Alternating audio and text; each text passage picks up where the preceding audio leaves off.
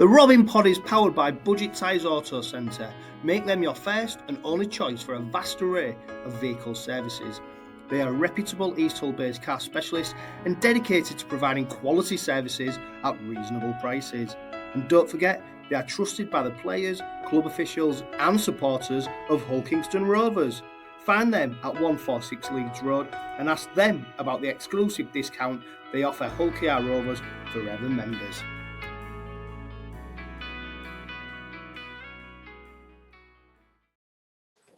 Hello and welcome to another edition of the Robin Pod Weekly. And cup fever has hit the city of Hull, despite the competition only being at the quarter-final stages. This week, we look back at that Robins victory over Oldham. We discuss Evalds in, or Evalds out, and Morgue in. And we look ahead to a rare Sunday afternoon kickoff when we entertain the Leigh Leopards at Soul Group Craven Park. As ever, I'm delighted to be joined by Steve Till for Robins Revisited. But to kick us off, welcome to the Robin Pod is regular James Purling, and we have a debutant, fresh blood, new blood, as James joins the Robin Pod for the very first time. But he'll be referred to as Waino as we go on because we've got two Jameses. So to clarify, I think it makes it a bit easier. James, before I bring Waino in, pal, you okay?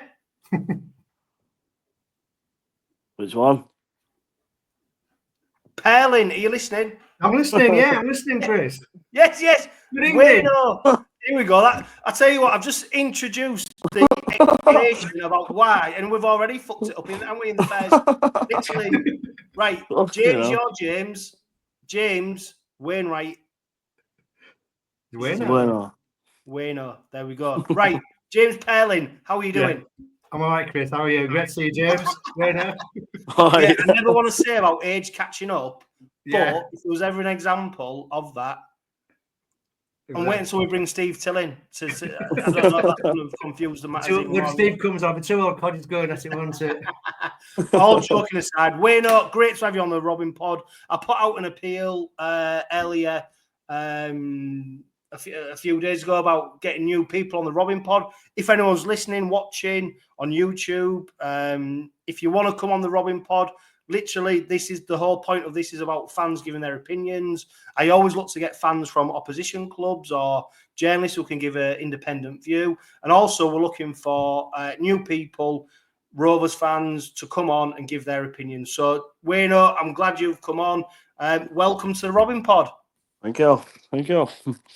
Yeah, I tell you what, Waino, we'll kick off with you because obviously the Robins, I tell you what, this Challenge Cup victory over Oldham seems like a lifetime ago with everything what's happened in between. It does, doesn't it? But I had to rejig my memory. I was watching the out. I had to remember what happened because, like I said, it seems like a long time ago.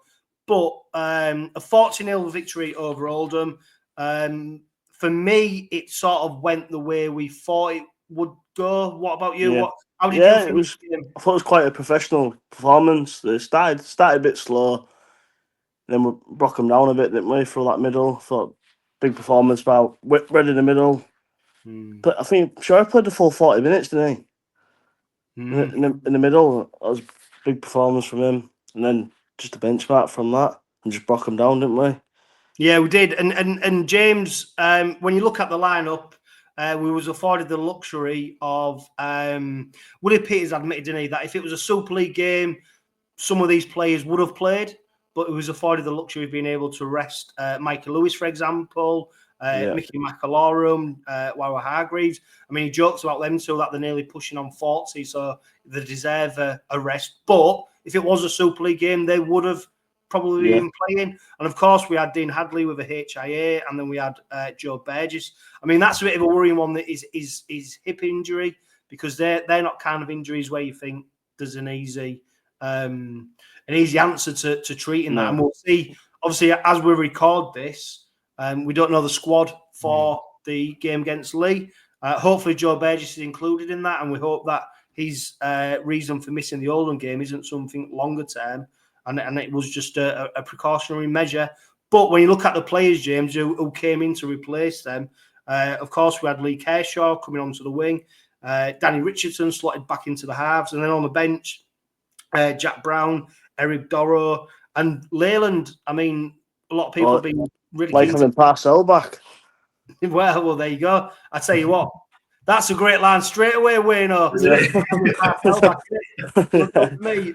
But I tell you what, James, when you look at the replacements, it was a great opportunity, wasn't it, to give some of them players an opportunity to play against albeit a championship side, but a championship side that had a lot of experience in it. It was, and I think you're right. I think the result was never in doubt.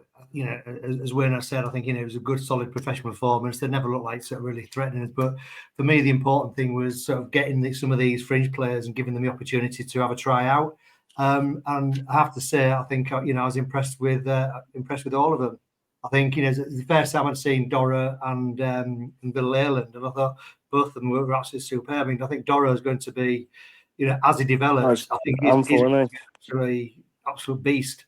You know, it was great just to see he got the crowd going. You know, every time he got the ball, he just got the crowd going, and that's the sort of thing you want, I think, from you know, sort of young props coming into the team.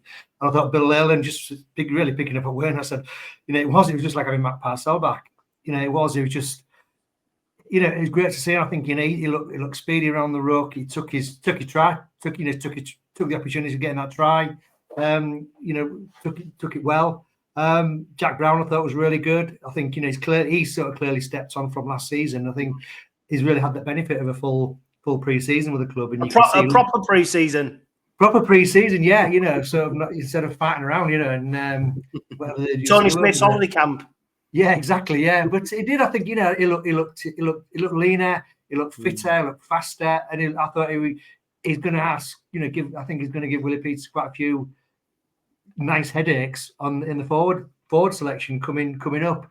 Danny Richardson did Danny Richardson stuff, you know, can't fault his efforts. Comes in, great goal kicker, and Leigh Kershaw. I think for me, Leigh Kershaw is probably one of those signings that it goes in the under the radar bit. I think, you know, every time I've seen him, I've been impressed with him. You know, just goes about his work, does the solid stuff, and he did that on Friday night, and, you know, he thoroughly deserved his try. And I think overall, yeah, it was great to see, you know, a lot of these players getting a run out, doing well. And yeah, okay, you know, the opposition was Oldham, but as you said, you know, they've got some old heads in there. You know, they got the likes of, you know, Drinkwater and Thornley. I know, like, you know, they were, you know, when they played with us, they were. Well, I'm going to come on to Thornley soon, and Dixon. Part of Pum. Well, but, you know, there's some good players, and I thought, you know, they've got Dudson, who's got vast experience. Obviously, Dixon, you know, was there. But, you know, Dixon and Challenger Cup don't really go hand in hand, do they? Well, ball doesn't really stay in his hand. Yeah, they don't go ball to hand. Yeah, it's never up. But I was quite impressed with that left centre, Sabu. But, you know, he's now got himself banned for 7 games, hasn't he, for a biting charge. But I thought he was quite impressive. But no, it was, you know, it was a solid game. Nothing spectacular. Job done. You know, that's all you can ask for. Exactly. And Waino, I suppose, at this stage of the season, that's what we wanted. You know, at the end of the day, it's afforded 𝗲𝗏𝗂𝗧's opportunity to play a few players. Yeah, it was a test, but it wasn't that much of a test, was it? In terms of, we probably all knew what the scoreline or the result would be. I mean, Sean Long, the Oldham coach, he was happy with what his team did, because he knows what they're capable of doing and the limitations that they've got. So it proved to be a decent run out for both sides.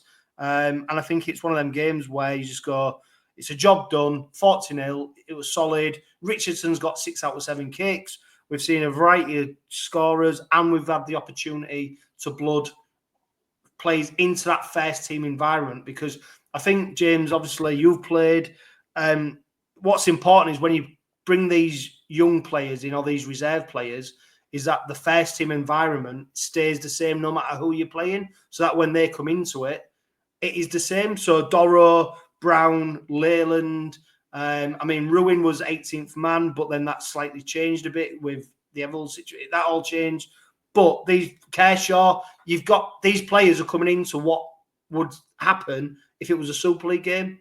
And I think for me, Waino. That is Willie Peters' skill, how he sets the team up for that. Yeah, we haven't had that for a long while, have we? And we can sit back where we go like, if a player gets injured, we'll put another Super League player in. Yeah. As a few years ago was what chucking anyone in, weren't we? Well, yeah, you're right, Waino, because we used to be if certain players, well, a lot of players got injured, it'd be right. Who can cover that position? Yeah, and you have players playing out of position. If not, we were trying to sign someone midweek, and yeah. It's a lot better. We can just rely on our players coming in. They're not as good, but they can show what they've got. 𝗬𝗏𝗏𝗀𝗏, right handful when he come on, wasn't he? It just bit of match fitness in him, and I think he'll be up there with like Junius December and handful players. Well, that's what I wondered, Waino, because when I looked at Doro, and you looked at his athleticism and you looked at his pace in not just in running on support but in defence, I was more thinking actually he's pushing himself into a second row spot more than he went further and further out, didn't he? Yeah, and that's what I thought his real value might be in terms of that. And don't forget as well, Unsemba only came into that Wigan side by accident with Willie Ice's injury. But I think Doro's, I'm looking at him going, wow, is he that second row, that runner, that athleticism, and that range as well of the reach he's got to offload the ball. At one point when he went over the line, it just didn't stop. It just didn't stop. Yeah. And they couldn't stop him at all. But every time he touched that ball, he always made like an half break or something. Always got the fans behind him. But I don't know who went off, but someone went off, just rested him. And I'm sure Batchelor went out to the centre, and I'm sure 𝗬𝗏𝗏𝗏 went back row. With 10 minutes to go, I'm sure something like that happened, and it looked good. It did look good there.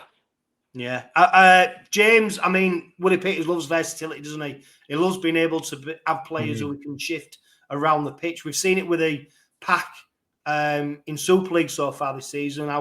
Batchelor against Wakefield ended up at prop. How he rotates players around the field quite cleverly, depending on the time of the game and who's coming on. So it's a great skill that he's got. One player that we've mentioned, James, is Jack Brown, and we've already mentioned him, but he's obviously someone Willie Peters really likes in terms of what he brings. He looks fit, like you've said. It's really interesting, isn't it? Because the danger is, though, with some of these players, these younger players who we've brought in. When I say younger, I mean 22, 23. I look at Ajani Wallace and how he's not really featured and kicked on. And that's the danger, isn't it? That it's great having these players who are backup, but the skill, I suppose, for Peters is to keep these interested and your opportunity will come. I suppose, James, it's a tough one, isn't it? When you build your squad, you want players who can fit into that first team straight away. But at the same point, you've got to keep them sort of entertained in the reserves, knowing that they're not the first choice players.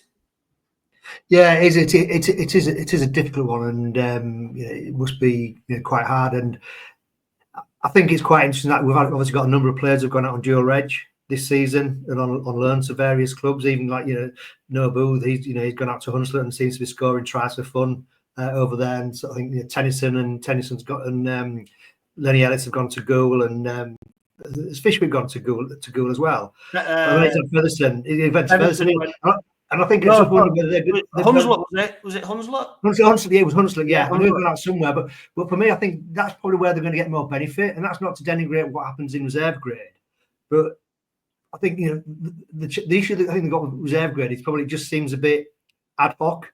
There's no really structure to it. Whereas I think when they go out to a championship team or a League One team, they're actually coming up against semi-professional players. Players in that league have got a lot of experience, as we saw with Oldham on last week, and they're probably going to learn a lot more from that than they are doing reserve grade. I think reserve grade is important as a step up point of view, but then to get them ready to slot into a first team slot if that opportunity arises, I think that dual reg thing dual reg are doing and sending them out alone is probably going to be more beneficial for them.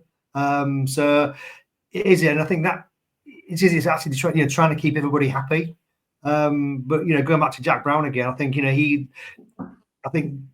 he captain the team at in the Amsterdam Challenge? So I think that'll probably give him a bit of giving him a boost to see where Willie Peters sees him, and I think he certainly said he came on Friday night and he said he didn't put foot wrong. I thought it was very, very good, and as I said, giving Willie Peters a bit of a headache, and also potentially some of the more established players noticed that there is somebody like Jack Brown who if they're not doing what they're supposed to be doing and putting the performances in, Jack Brown will come in and take the place.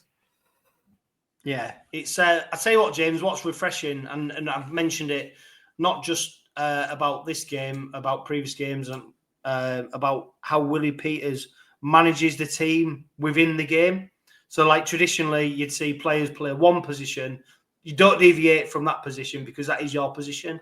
Whereas Willie Peters, how he changes the game with players, and the players seem quite comfortable moving into certain positions, but he does it at a time when it suits that player to play that position. As daft as that sounds, it's quite a skill, isn't it, being able to do that, because you've got players interchanging all over the place. But as a supporter, sometimes when you're watching in the East Stand or the North Stand, you don't notice it all the time how players are actually interchanging between them positions. I think like that's good to happen. I feel like if a player gets injured, you don't know what to bring on. Might have an heavy bench. Yeah, you've got 3 forwards on your bench, and you don't know what to do. You can shove your ball bent at centre to full back, and you can switch it round. And to be fair, 9 times out of 10 with us, it's been working. Yeah, every single time it works. But it's just good. It's good to have, I think, isn't it? Like him, we haven't been like that either. In the last few years since Willie Peters has come, we've got versatile players that can do that. And I think bringing Morgue in again, he's another one. You chuck him at full back, half back gets injured, put him at half back, put Bob in at full back. You can just switch play. You can switch everything around, can't you? It's just miles better. Takes a lot of weight off his shoulders, doesn't it? And I think what the difference for me is, and what's really important, is how comfortable players look at doing that. I think that's the real key, and that's all stuff that goes out on the training ground. That's all the scenarios Willie Peters puts them in training, and that's I think that's where the skill of what Peters and Danny Ward, Dave Hodgson, that's what they really bring to Kenny Dowell. Now he's been promoted to the role he's got. I think that's the skill that comes to the fore. James, we saw a smattering of former Rovers players in that Oldham side: Ian Thornley, Kieran Dixon, Josh Drinkwater. Even though times moved on, Ian Thornley, Kieran Dixon came up with the same. Ian Thornley injured during a game, Kieran Dixon with a knock on close to his try line. It was like they put a different on, but they're still making the same things happening. Yeah, I said to my stepson at the game, I said, how the hell did Ian Thornley get a gig at Wigan after he left us? People forget that's one of the conundrums of the world. I think how Ian Thornley managed to get a gig at Wigan after he left. He must have the best agent in rugby. He must have the best agent. But I had to have a chuckle when he sort of went off injured, and I thought, well, he sort of disappeared down that tunnel more or less quicker than he did after that game, the £1 million game. He couldn't wait to get out of the club, could he? He didn't want to play in the Championship, and there he is at Oldham. And then Kieran Dixon, even when he caught the ball, he still dropped it, didn't he? You know what? He's such. The thing is with Kieran Dixon, he flatters to deceive, doesn't he? Because he'll come up with an absolute play that you think, how is he coming up with that? And then on the next one, or he comes up like the Bill Leyland try. Basically, Leyland's picked his pocket, he's dropped the ball, he's gone into the try. The thing is, he's caught the hard kick before he's done that. He's caught the kick that was up and under. He's caught it. He's gone to run the ball and he's dropped it. Yeah, I think that ultimately is where he is, and that's not. To be fair, there's nothing wrong with that. He's eked out a decent career in rugby league. Yeah. He's been able to move around, but it's such a shame because you can see when he was at the Robins, there was mistakes he was making, and he's not managed to have that either coached out of him or whatever it is that makes these mistakes happen. Maybe it's his size, whatever. But I mean, Kieran Dixon, to be fair, he's come up with some magic moments for the Robins.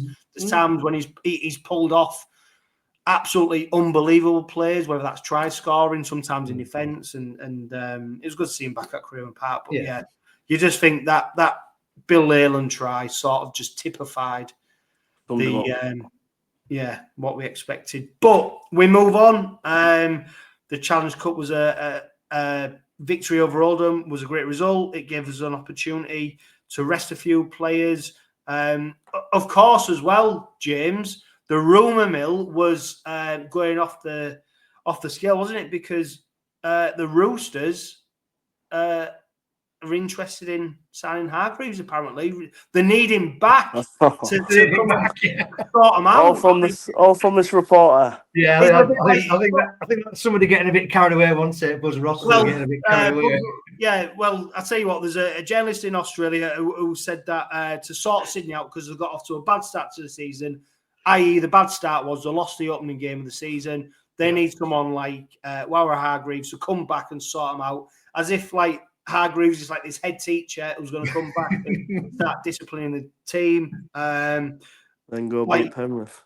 Yeah, on Penrith. Yeah. So the thing is, Hargreaves has moved his family. He's literally moved his family over to England for potentially 1 year, maybe another year. Who knows? Because we don't know what he's going to do next season. Although the club have admitted, Willie Peters admitted, didn't he, that they've already started some talks around potentially another contract. So the club must already see the value in what he's doing and what he's bringing.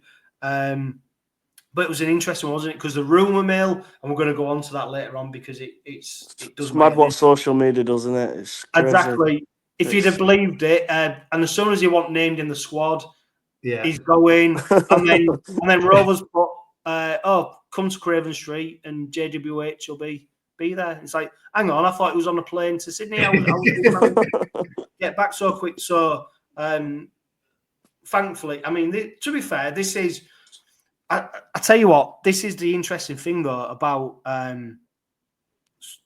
rugby league in our country. As much as we might not like these kind of stories but the fact that we are being talked in the same breadth of the NRL, and we are in them spheres of social media of Fox putting out posts like this, and it shows the relevance that we are still relevant. Although you imagine the NRL being Premier League, we're still probably non-league in terms of the off-field. I'm not saying on-field because I don't think there's a massive gap between the games. But in terms of the off-field stuff we do and how we're set up compared to the NRL, it's worlds apart. But big difference. We're still in the conversation. And I think that's where sometimes things like this, of course, it's pure speculation. It's like I put up about Taylor May coming, but he has been pictured over here in a Rovers shirt with his brother, the same way that Nathan Cleary was on the grand final day, stood with a Rovers shirt on. So sometimes, as much as we don't like it, it's good that them post speculation, etc., has been made because it keeps us relevant and it keeps the game important, and also it gives a route for some players. I might mention Taylor May later on because I think I've seen a question time about the May brothers and half-back situation next season, etc., etc. But I think sometimes,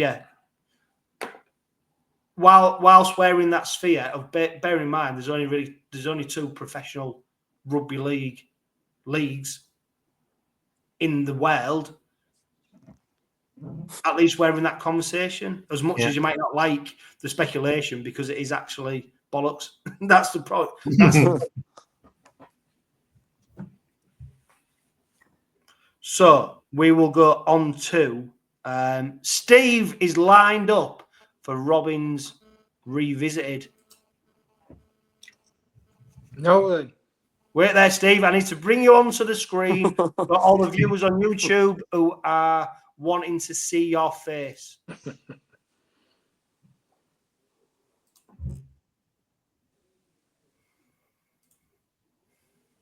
I'll tell you what, Steve, you can take the full screen for this one. So, Steve.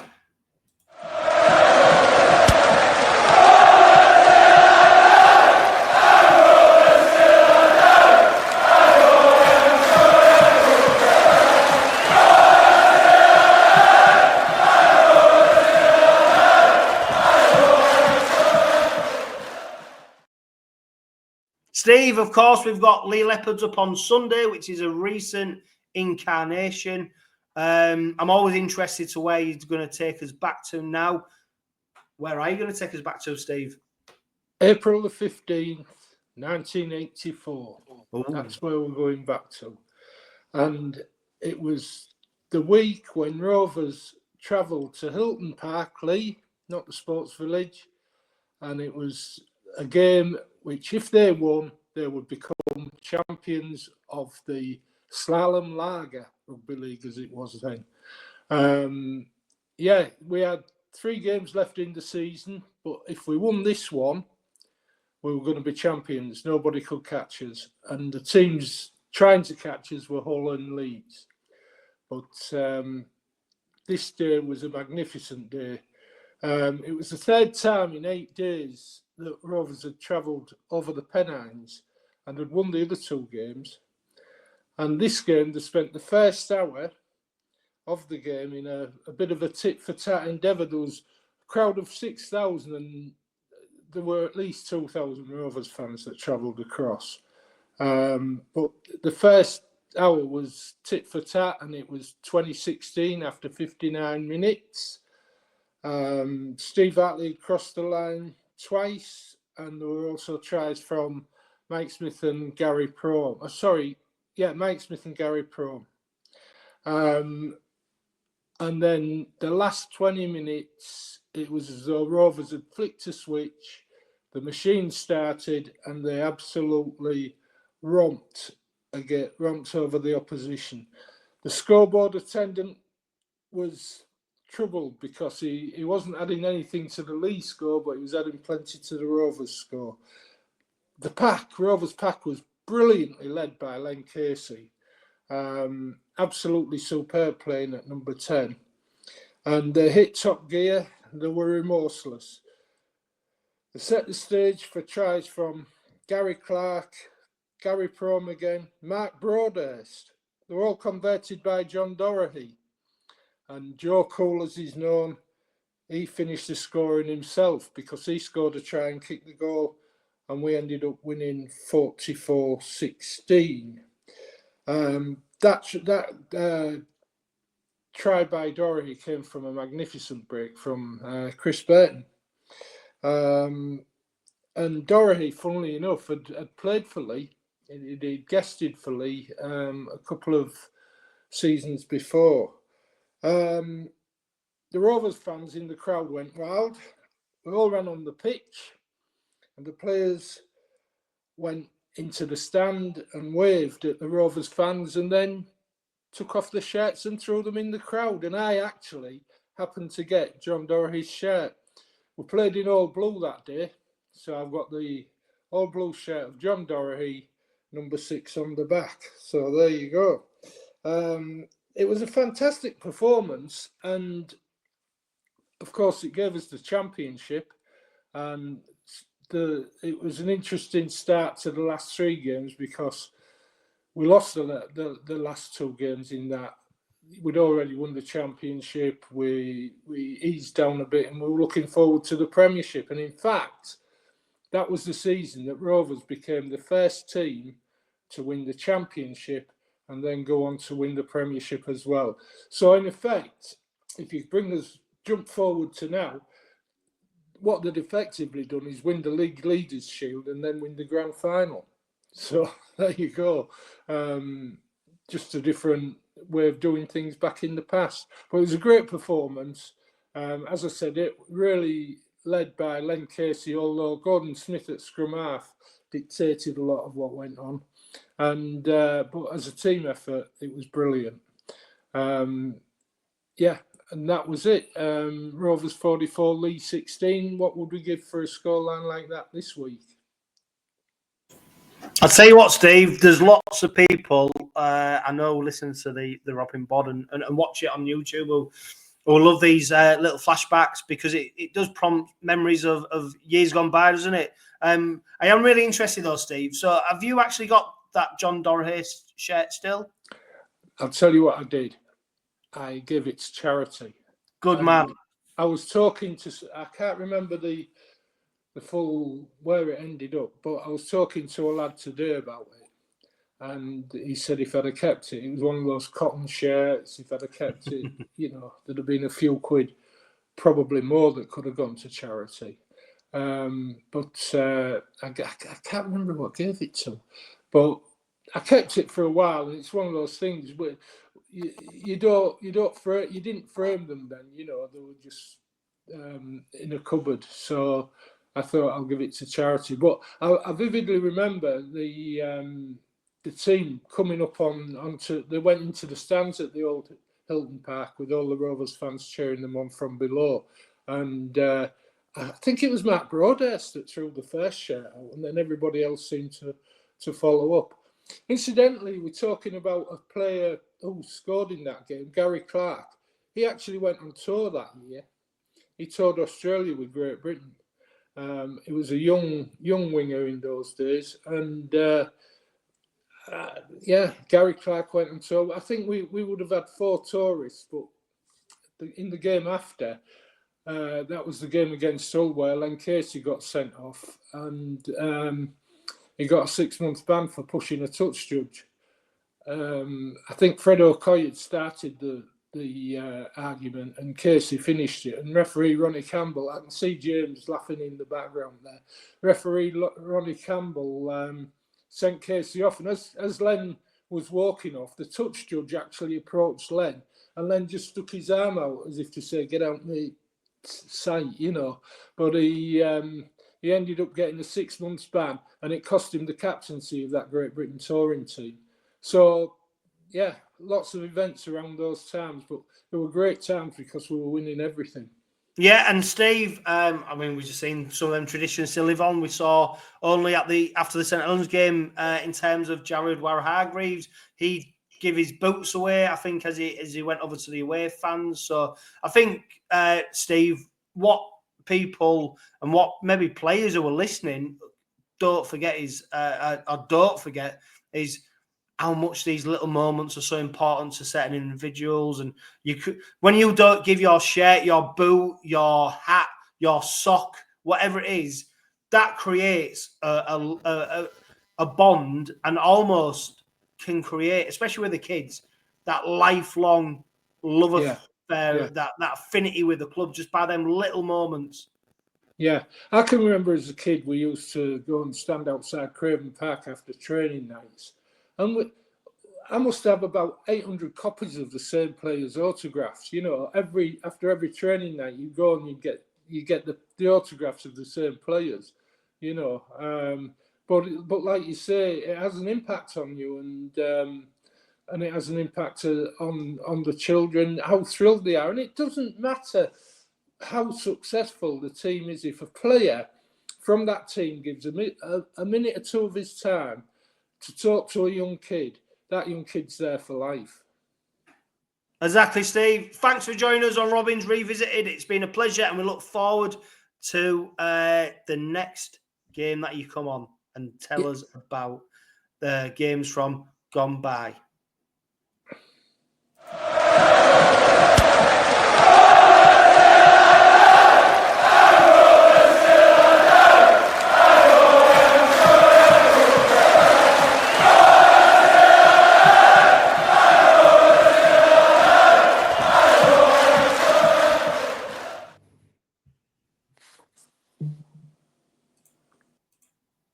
Guys, and James, I saw you nodding.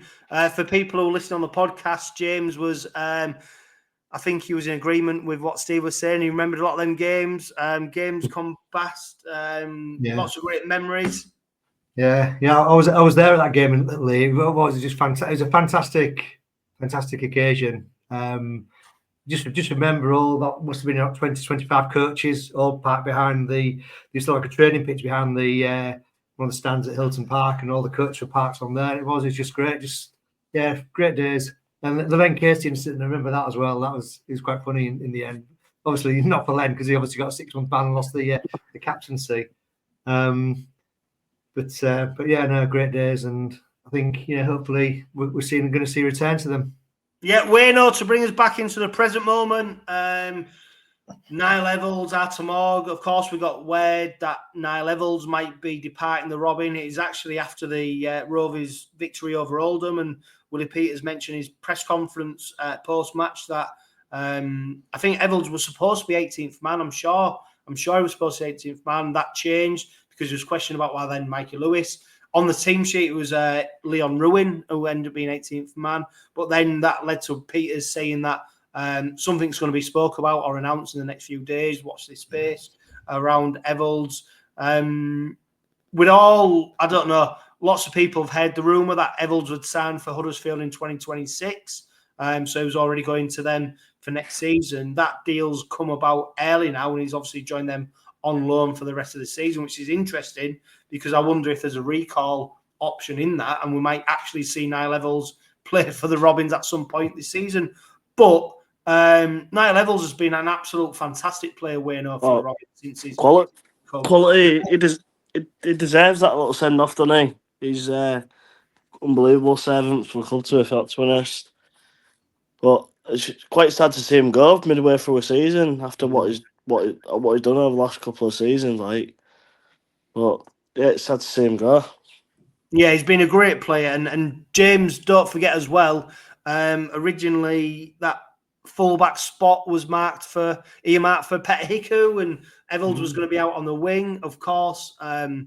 Thankfully, Willie Peters saw sense pretty quickly, and it became quite apparent that actually the intentions probably weren't the right ones. And then Evalds, for me, he's just a player who just fits into the side effortlessly. You just see how he under the high ball. We've talked about him on the Robin pod so many times, how he now jumps into line. And it was interesting about Luke Robinson, the Huddersfield coach, about how he'd said Evalds has developed this pass now, what he can do when he comes out onto the wing, and he seems to be able to throw this little slip pass out, and that's what one of the things he's really wanted to bring Evalds to the side for. And it is a bit sad, really, isn't it? The reason for the departure.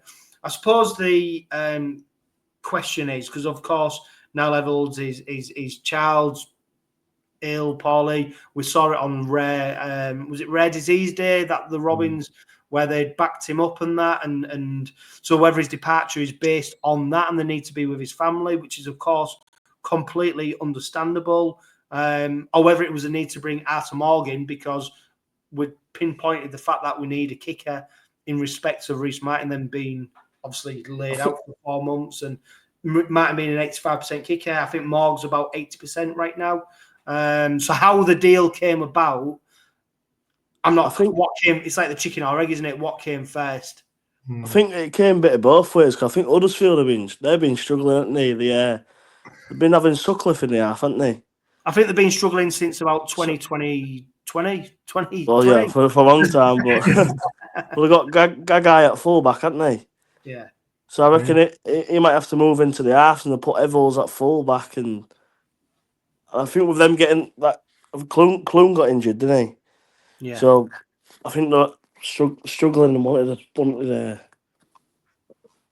like now levels to come across. So then we get 𝗬𝗏𝗏𝗏 early, but yeah. Well, I say what, James, because 𝗬𝗏𝗏𝗏𝗏, with his goal kicking, I think it is a real specific job that he's been brought in to do, but that'd be showing probably a bit of disrespect to the fact that he's been playing in the house for Catalans.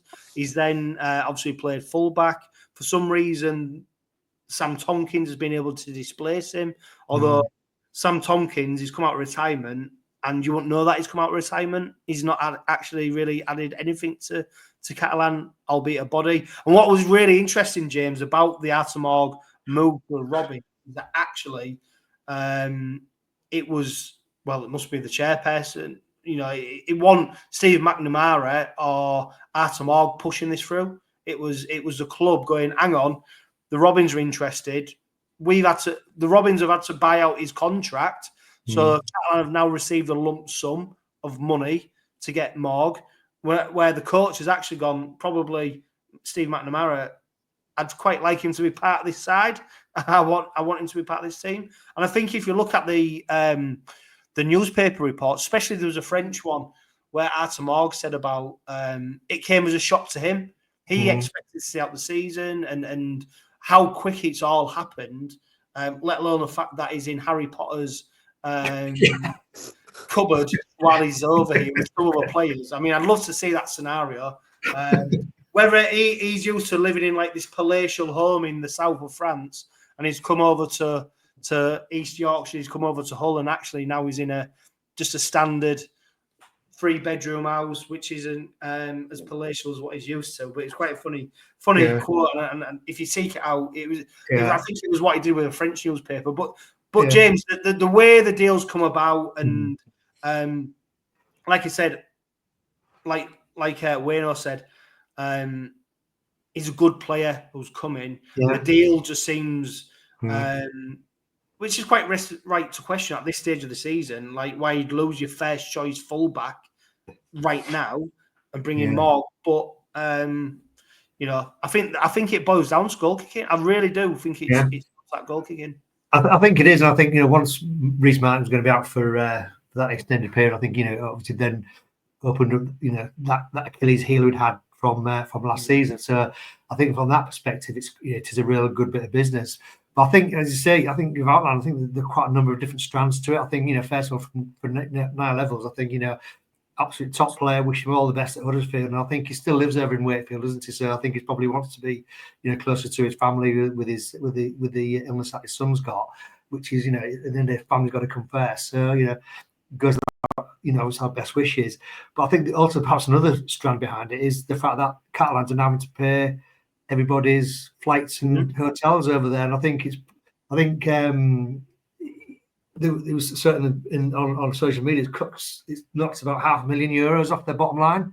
So basically, they're going to need as much money as they can to keep them afloat. I mean, Bernard Guash, I think, obviously, he's a bit like Neil Hudgell, isn't he? He sort of bankrolled the club for a number of years. Yes. And even he must be thinking, there's only so many beefsteaks I can sell.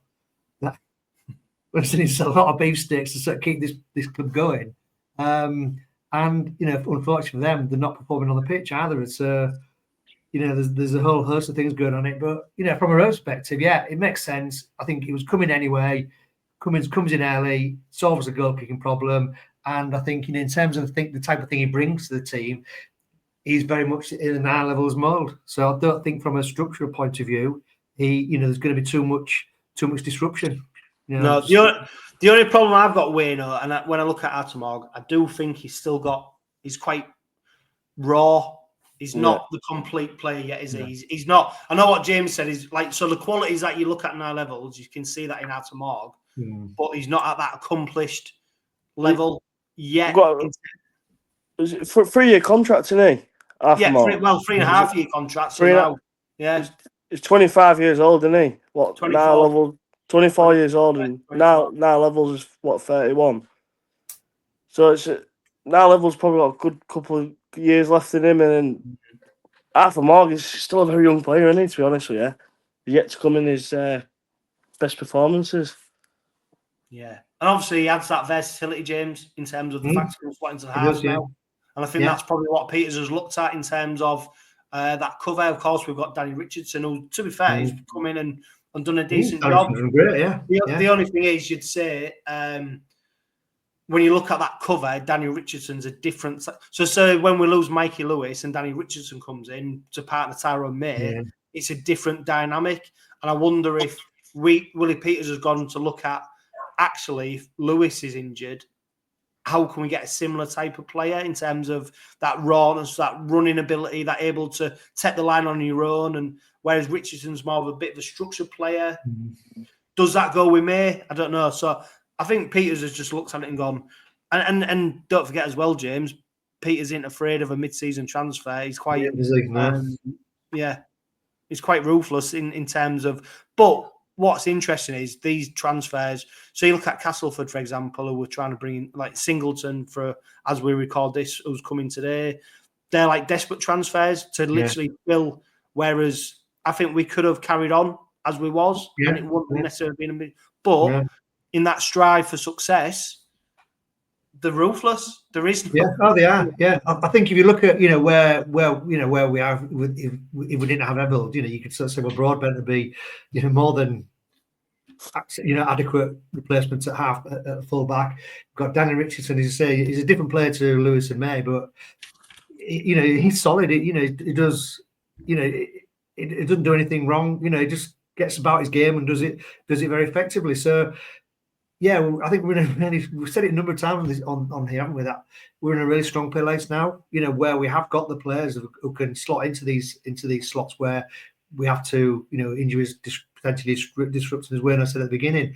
In the years come by, it was like thinking, right, we need a halfback. Who can play in halfback? So our middles make it so much easier for them, though. They give them so much more space, especially 𝗵𝗂𝗧𝗏. Half the time, it's like having another halfback on the pitch with his hands.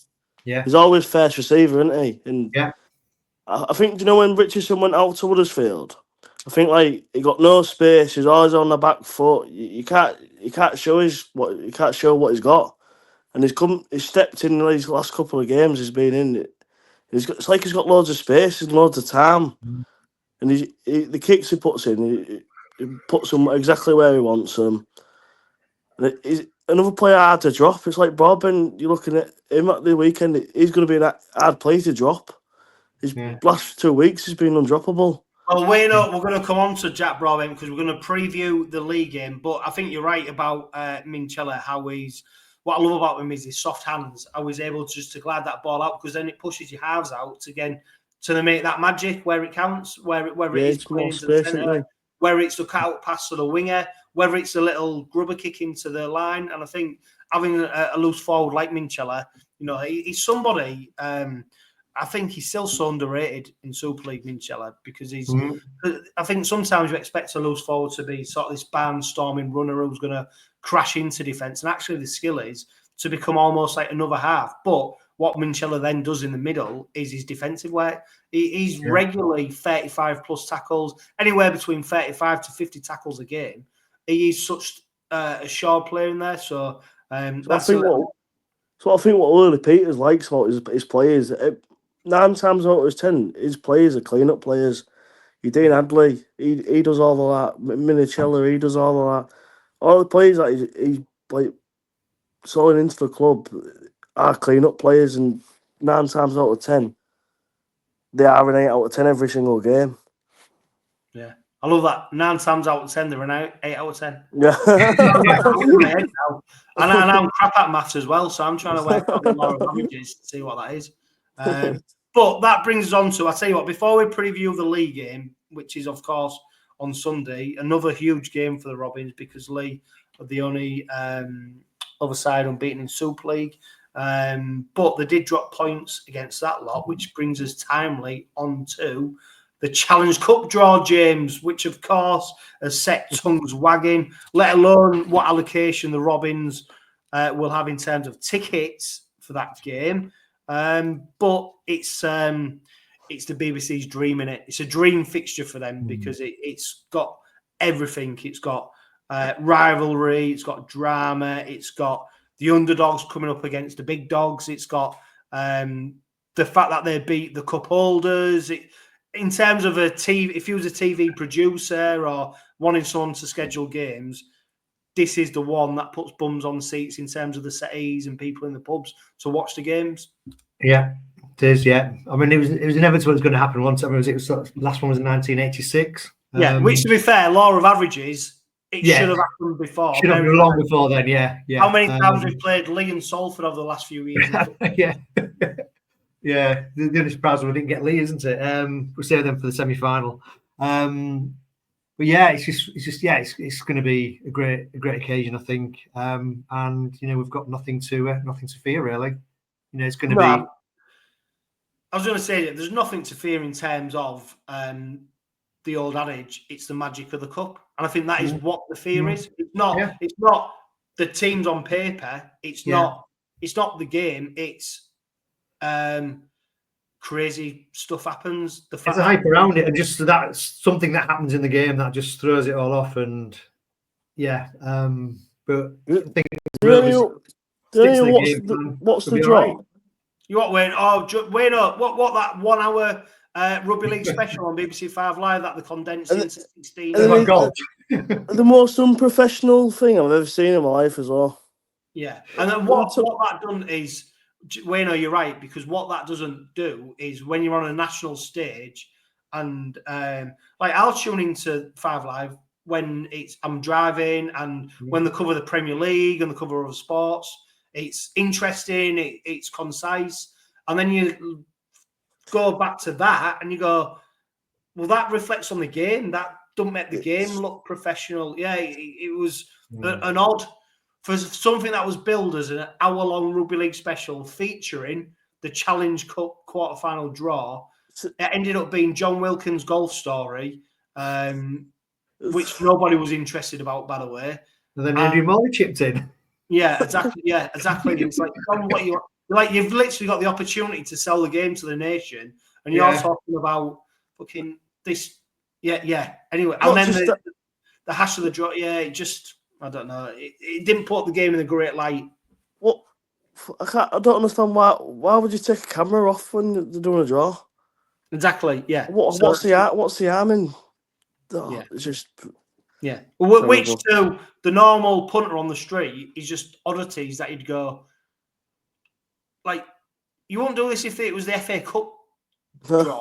It's just a weird way that they've got of working things, and it was a shame, really. But I mean, James, the draw, the cup game, it's going to be red hot. The atmosphere, Rovers, no doubt. The fact that we play them 2 weeks later anyway, and we've already sold out of all them tickets. This game for the Robins. The sad thing is that and I've been on social media trying to explain to people who can't read black and white, which is funny because most of them wear it.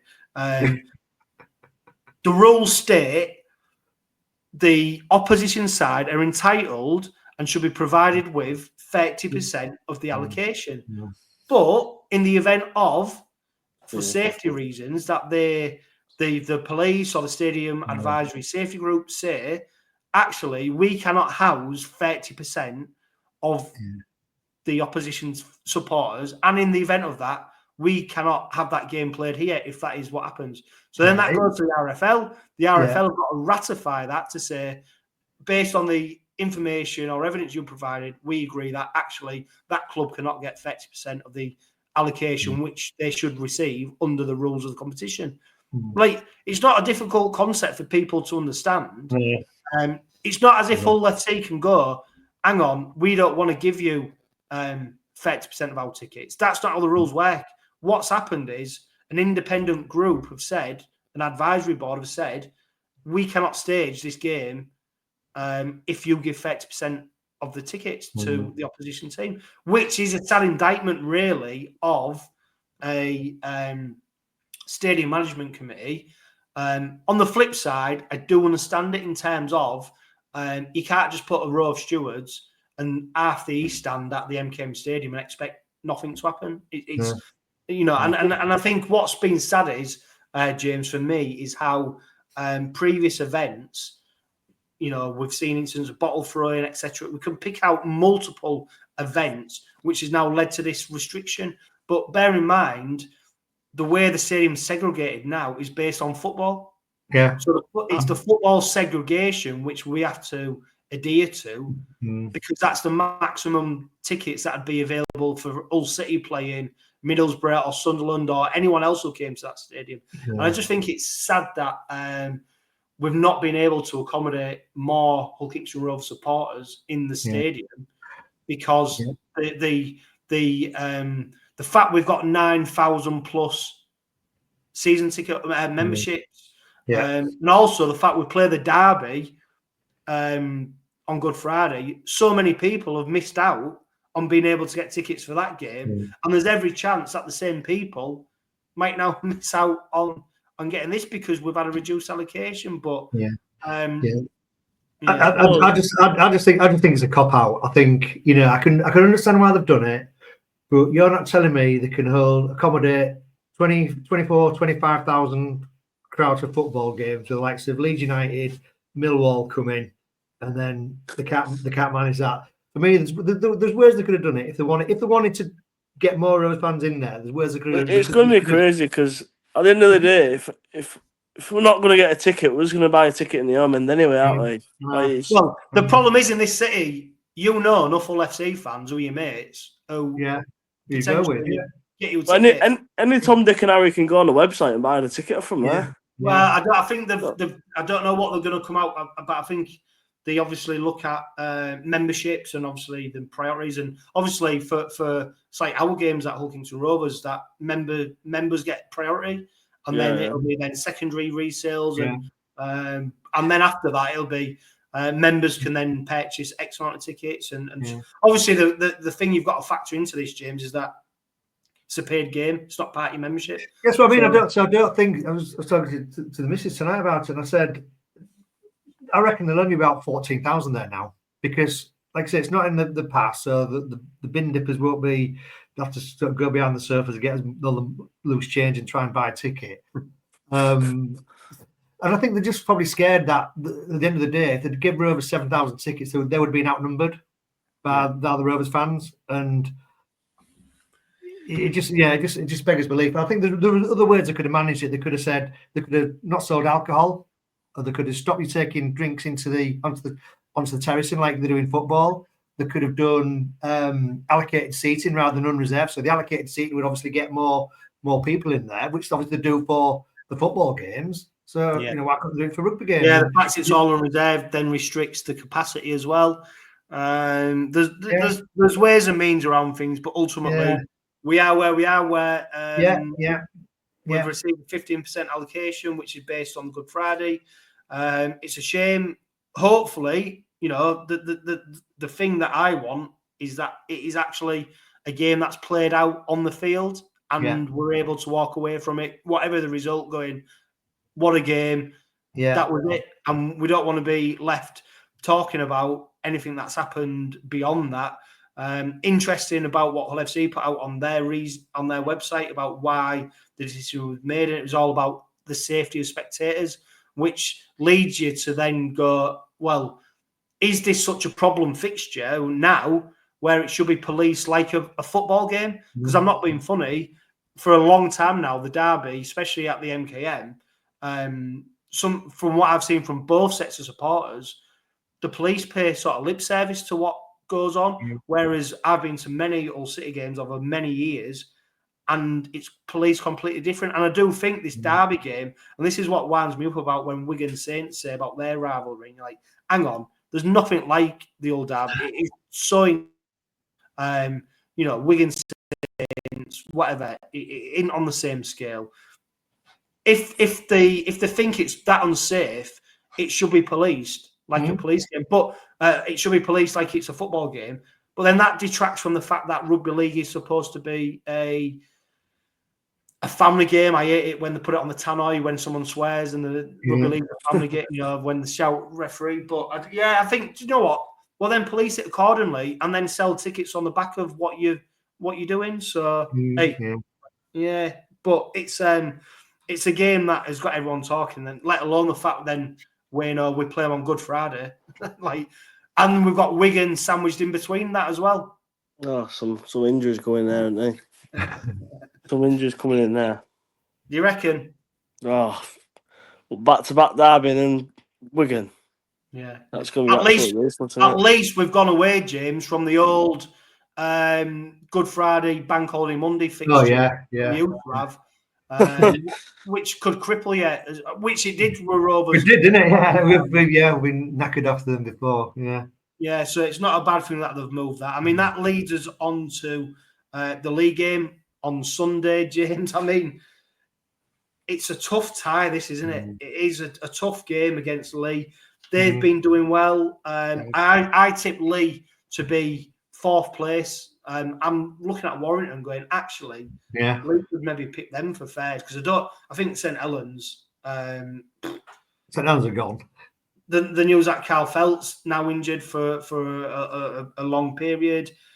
I don't think Warrington have pulled up any trees. And I don't think Leigh, do you know what? Credit, let alone Derek Beaumont and his opinions, but how he's funded the club and how they've then, under Chris Chester, been able to recruit players, and then the coaching of Adrian Lamb. Do you know what? They've done really well. And this game on Sunday is probably now gone a little bit under the radar based on what's happened with the Challenge Cup and all the noise about that. But this is a tough encounter on Sunday.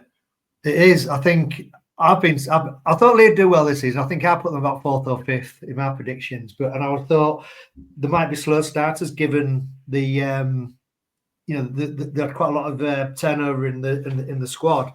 So giving them time to settle in. But I'll be honest, I've been really impressed with them. I thought they played some good stuff.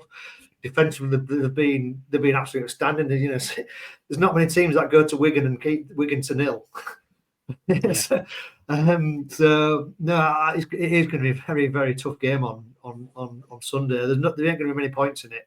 I think Rovers are going to have to bring their A game. I watched the Saints game back over the weekend, and I think John Wilkin was saying he probably thinks Rovers about 80% of where they were last season. I think that's probably fair assessment. I think we saw against Saints how we did step up. Now we'll play in a sort of better quality team, and I think on Sunday we're going to have to step up to even a whole new level to contain Leigh. I think it's going to be a really, really good game. Yeah, Waino, what are you expecting from the Robins on Sunday?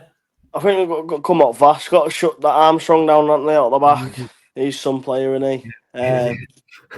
So he plays off the forwards, doesn't he? So a little bit of room, he's gone, isn't he? So I think, to be honest, if they keep him quiet, I reckon we'll do all right. I reckon we'll do them by 12, 16 points. I'll tell you what, mate. Confident, but I want to see if you're really putting your money where your mouth is on the. I will do. I will do. But, I mean, the only thing, and Waino maybe he's confident is because I caught a bit of the when they played that lot and went down to Golden Point and they looked knackered. They looked a completely different side, James, to what we'd seen against Wigan, and that then just led me to believe, well, they are there to be got at a little bit as well if you can get into amongst them. I think we're echo what Waino was saying, that I think we need to start quickly. And where we looked last season, when we have started quickly, we have essentially put a lot of the games to bed fairly early. And I think also actually we managed to nil them both games last season in the league, didn't we? Our place and their place, and that game at the Leigh Sports Village back end of the season was probably one of the best performances of the whole season. So it's that sort of level of and intensity that I think we're going to need to be able to match on Sunday. But they did look like they could beat they did look like they were beatable again when they played the other lot the other week. But hopefully they play as badly as they did that day on Sunday. You're still at the part of the season, aren't you? You can't figure out teams out too much yet, can you? You're still at that. You're on that tough part of the season where you don't know if they're there or not. But all the coaches talk about that magical 10-game match, and then go right. This is where we know our sides are, and we're not right because we are still trying to get a read on sides to see what they really are like. The thing is, though, James, of course, we've already spoke about Arthur Morgue and Jack Broadbent and Niall Evalds and who could potentially fill that fullback spot. Are you expecting Morgue to come straight into the side at fullback? Oh God, I think I probably am actually. We should be fairly unlucky on Jack Broadbent because he's done nothing wrong to warrant sort of being dropped out of the team. But again, that just highlights the position we're in now. Where we can replace, take somebody out of the team like Broadbent, who's been fantastic, and bring in somebody else like with Morgue. I think if it had been a cup game next week, I think it probably would have kept with Broadbent. But obviously, because we're playing Huddersfield next week as well, and so obviously Morgue's cup tied, so he can't play against the Bin Dippers. I think he Which will. then does he play then? Because what do you reckon, Waino? I think you can't change it. You can't change a winning tie, can you? That winning team, you can't change a winning team. I don't think. I think you keep him in, mate. Yeah. You go to St Helens. That performance in St Helens is Broadbent itself was about 10-10, wasn't it? The way he got all that in goal area. Yeah. He looks like a fullback. He didn't look out of place. That's an interesting point, Waino, because Broadbent has got that physical presence, hasn't he? He is a strong player, and what I've really enjoyed this season is not just how he's returned the ball out of back play and his strength, but how he's added that. I'm not saying added because he's done this previously at other sides before he's suffered bad injuries, but he's added that attacking side to his game at the Robins, what we didn't see necessarily early on. So I think it was a try against was it St Helens where he glided into the line, provides a pass. You know, we're starting to see that now. But after Morgue looks like he's been brought in based on his goal kicking. Yeah. And then that seems to be very difficult to ignore in terms of why he'll be playing. I think it's going to. I think it's going to come down to goal. You know, the goal kicking side of things. I think because Peters will probably look at next Sunday's game and thinking it's going to be tight. It's going to potentially come down to goal kicking. I know sort of Mikey banged a couple of one from the touchline against Saints, but I think we saw last season. You know, he can do. He does that in games. Then the week after he's cat kicking for toffee. So I think it's probably going to take a view. Yeah, I'm going to need a reliable goal kicker. And I think that's the whole point they brought Martin in to sort of enable us to have that consistency in goal kicking. And we don't want to be in a position where we're going to lose games because of missing a couple of kicks, because I think they've got decent kickers, haven't they?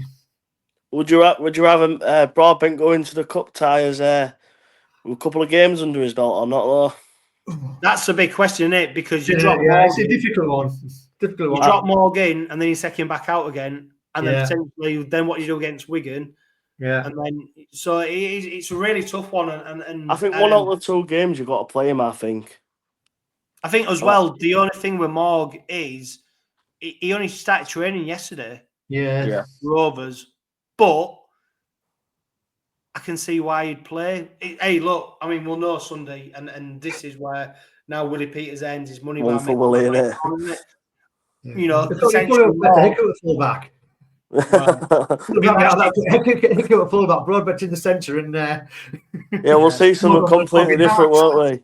We'll see Richardson and Morgue in the halves. Yeah, I think that ship sailed a long time ago. But look, Morgan could have a stink of a game, and he comes up with a 2-point kick that wins the game, and that's So yeah, hey, who knows? It's going to be interesting. Of course, we've also got Dean Hadley coming back, fresh from his HIA. Of course, McAlorum, Wara Hargreaves will come back in. Luckily, does he retain his spot, or do we then see potentially Doro or Brown coming in? And then I think, Waino, you mentioned it right at the start about Whitbread, another try for him, and how well he's been playing. So that, you start stripping back this team, and then you go, actually, there's a lot of people staking a claim. Kershaw, Burgess, we expect him to be fit, or we hope he is, but with his hip injury, do we know he is? Kershaw, he's got a game under his belt now with a try. Actually, could he just slot straight in? We don't need to risk Burgess. So it is going to be interesting, isn't it, to see the 13 and the interchanges on Sunday. But I do think we're in a good place in terms of the squad at the moment. Yeah, I don't think there's going to be too much of a change though. I think, from the St Helens game, I think rather, obviously, if Burgess is fit, I reckon Burgess plays. I reckon he'll play personally, but I think the only one that you got to look at is rather Broadbent or Morgue. I think that's the only change I can see personally, but from St Helens game. Well, I think that's a fact, James, isn't it? When you look at the St Helens lineup, the certain players who if they're fit, no matter what, they are playing. There's no question mark over him, and I think Willie Peters has evolved this squad to the point where you can pretty much pick the 13 who are, if they're fit, they play no matter if they've had a dip in form. They are the players who play. Yeah, That's as bad as it comes though. You don't see any players coming through until you get an injury, do you? Like you said in December earlier, did it really come through until 𝗪𝗂𝗧 got injured? I think you got to be a bit lucky with injuries for players to come through, step through. Because it's all right playing these cup games and that, but even if 𝗲𝗏 was the best player on the pitch, would he got picked this week still over 𝗀𝗃? And you wouldn't. I don't think he'd have got picked, would you? No. Right. Well, that brings us to question time, and then that brings us to. Oh God, we've got lots of questions. So Waino, remember when I say James, it's James, and when I say Waino, it's Waino, because there's specific questions for you. Okay. So right, bearing in mind that James, what we've just been talking about, Adam Lindup on Facebook, he's just said we have the Challenge Cup game versus that lot, then Wigan, and then that lot again. So we are bound to see Willie's ideal 13. What's your starting 13? Is it that different from Willie Peters? I don't think it is. I think the league games you put in Morgue in, and I think for the cup games you put in Broadbent in, and then you got on the basis hopefully if everybody else is fit and as you know is fit, then it stays as it is.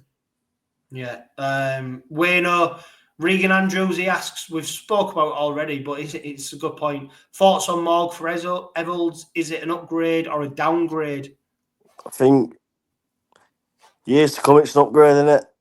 I think with Niall Evalds getting 31, his career's going to go like peaking on the way down now, isn't it? With his age, and I think with him being 25, he's got a good few years in him, and he's only going up, isn't he? Half a Morgue. Yeah, well, he's got. Yeah, the only thing is the here and now, and whether it's a gamble on someone. The only thing I'd say is getting rid of someone tried and tested and bringing. That said, and Artur Morgue, it's not like he's a stranger to rugby league. He's played over 100 games, I think, for Super League. He's played a variety of positions. At times, he's led that Catalan side round, and so yeah. So it's not I can't wait to see him to play with Mikey. To be fair, because it's two players that attack the line.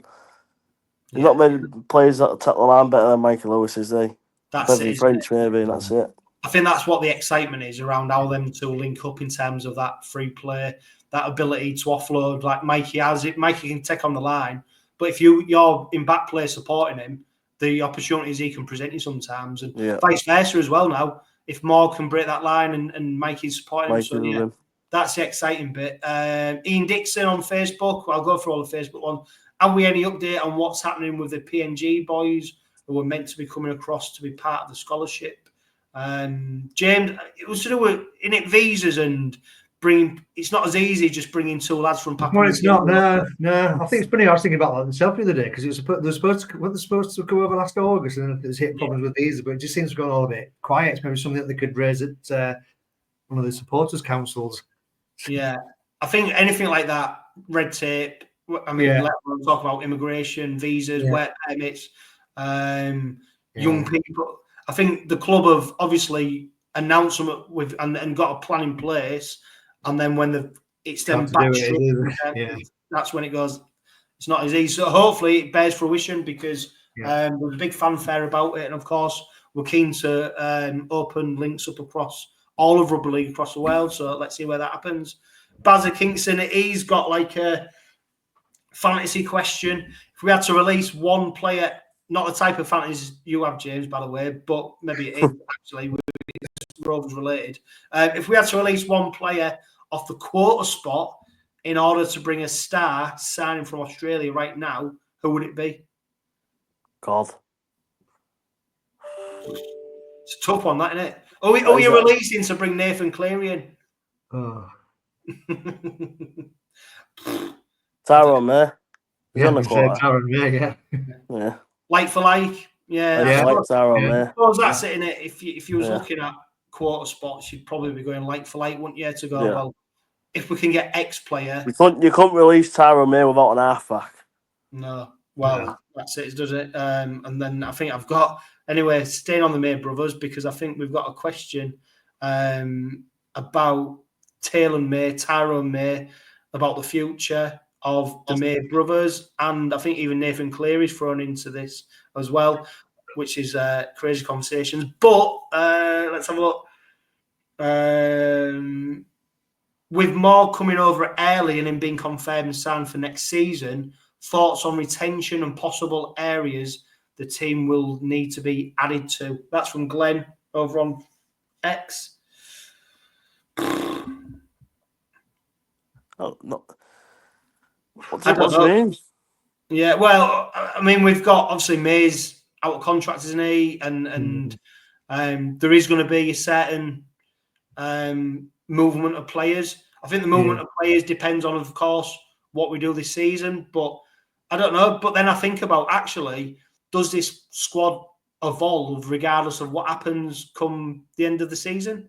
So actually, even if we do hopefully get to the holy grail of lifting silverware, does the squad evolve anyway? In that the secret of a good squad, James, how you evolve and you build and you.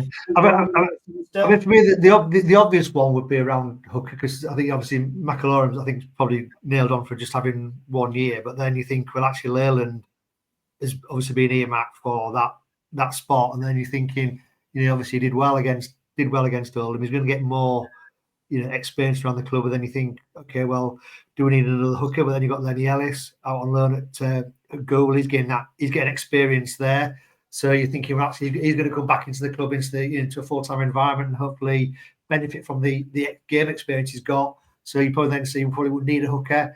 Perhaps you're looking, replacement for 𝗀𝗃𝗄𝗃 if he goes. But then again, you've got the likes of Fishwick, Tennyson, Dora, Ruane. We seem to have a few players, a few options coming through. It's a tough one. I did like the 𝗂𝗏𝗏𝗏 interview that he did with Dave Craven a couple of weeks ago, where he said basically he's not moving his family over here and he can't wait to get back to the south of France. You can't live, can you? I mean, south of France, so he's told you tough one. At least it was a bit of refreshing honesty about where he is. Well, why not? I mean, he don't need. I mean, to be fair, the guy's got nothing to prove.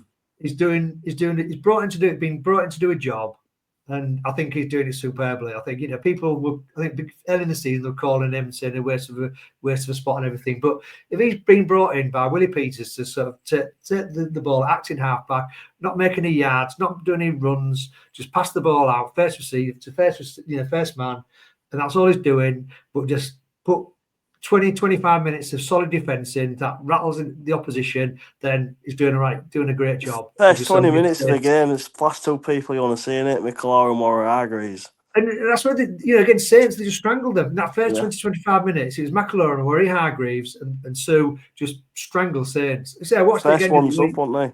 Yeah, I watched it again over the weekend, and I just thought, God, they just couldn't get out of the half. And then when Sailor just sliced that ball to the touch on the full, it was just like that came out of just purely on the pressure that they've been put under. I think they had 10 minutes in the first half at the end of the first half, and I think they had 10 minutes, to be honest, in the second half. And that's when 𝗂𝗂𝗏𝗏𝗏 come off. Yes, when 𝗂𝗂𝗏𝗏𝗏𝗏 went off on it, yeah. When the ball come off as a pair. They got their first try, yeah. Yeah. So Joe Palmer, I mean, he asked a question about on 𝗀𝗃𝗄𝗃 about Morgue coming straight in. I think we've answered that already in terms of who we'd like to see playing, or we expect to see playing, and the reasoning behind it. Tom _HKR on X, he says about with Morgue coming as fullback now, does that mean a new deal for May is in the works, or do you think we'll be looking for a new number 7 for 2026? I mean, Tyrone May, there's lots of movable parts in that, because I've seen reports that Taylor May is signing for West Tigers, but nothing's confirmed yet, of course. The other May brother is already at West, and it's something from a couple of years ago, isn't it, where I think the May brothers said they'd all like to play together. I mean, wow, what training must be interesting when you've got all three of them together. I mean, or your team night out. Wow, what a night that'll be! But potentially it could work the other way, because if we're looking at another centre, does keeping Tyrone May here bring Taylor May in? I don't know. We're talking fantasy rugby league now, aren't we? Where we're just sort of guessing and putting. We'll get 2 more quarters for next year, won't we? Well, with the ruling on players who've been, is it players who've been over here for 5 years? Somewhat, 5 years, isn't it? And I think Tanganoa and I think Reece Martin, yeah. I think it was supposed to happen this season, and then for whatever reason, I'm not sure, didn't. But Tanganoa and Reece Martin should come off the salary cap, off the quarter spot cap. So, yeah, there's lots of movable parts in all of this, isn't there? Let alone the fact Nathan Cleary might be coming to Rovers. But that's not a rumour I'm spreading now, because it's complete bollocks. I've not heard anything. Finish on this question from Matt Gregson, and it's a big one. James, I'll start with you. Nowadays, I think we'd rather win the grand final than the Challenge Cup. But if you were offered a guaranteed Challenge Cup final or a guaranteed grand final appearance with a win still possible, which would you take? Well, you guarantee the final, but not guarantee the win. No, you can right now. You can pick a guaranteed Challenge Cup final or a grand final. I think I'd take the grand final. I'll tell you what. Yeah, but now, James, knowing who's in the quarter-final draw. No, Challenge Cup every day. Yeah, I don't know. I mean, do you know what? I think we're not at the point, Waino, where we pick and choose. We are still. I'll just take whatever. I'll take a grand final. Yeah. Oh, it'd be great to get grand final. I think I'd choose that over a Challenge Cup. Yeah. I think just from a prestige point of view. Yeah, I think from a prestige point of view and just the consistency over a season, the work you have to get to be in a position where you actually get to a grand final. What's harder for win the grand final is a Challenge Cup, in it. I tell you what, mate. Do you know what I'll pick? The one we've got the most chance of winning, and whatever that may be. Because at the moment, I couldn't care less what we win, when we win it, but it needs to be a major trophy that we win, and whatever route that is. Because we're not at the spot time yet, are we, where we pick and choose it? It is literally. And I think that's what Peter's all over. He's all over for every game. It's every game counts. Every trophy, every game. You go out to win. I mean, we're favourites now out for the Challenge Cup, and I don't think we've been favourites for the Challenge Cup since the 80s. St Helens are still, are they? No, Rovers are now. Are they? Yeah. Well, it keeps changing. It literally every day the odds keep changing, so and no doubt they'll change. Yeah, they'll keep changing. Carl Felt's injured, so Rovers are now. Yeah, well, yeah. Anyway, right, Waino, great debut. I'll tell you what, mate. Bit rough around the edges, but you've got plenty left to give, and I'm expecting a good season out of you as we go on. So you'll always be welcome to come off the bench, Waino, and challenge James for a starting spot on the Robin Pod. No, honestly, mate, it's been great to have you on the Robin Pod. And you probably brought down in one appearance the average age of our normal. Brought down the average age of our regular guests. So straight away we're on to winner. Leigh up next. We're having Steve out on together anymore. Exactly. Yeah, that's it. So before we even think about the Challenge Cup game, Good Friday, and what's ahead of us, we've got Leigh on Sunday, and I'm sure that is the game that Willie Peters and his squad are focusing on most importantly, as we should be as supporters. If you're going to the game on Sunday, remember to be loud and proud. For now, though, live, love, laugh and be happy. Singing a song. When the red robin comes bobbing, when the red robin comes bobbing, when the red robin comes bobbing along.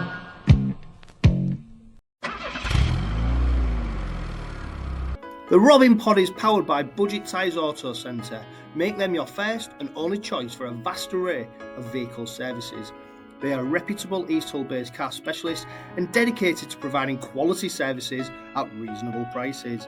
And don't forget, they are trusted by the players, club officials and supporters of Hull Kingston Rovers. Find them at 146 Leeds Road and ask them about the exclusive discount they offer Hull KR Rovers Forever members.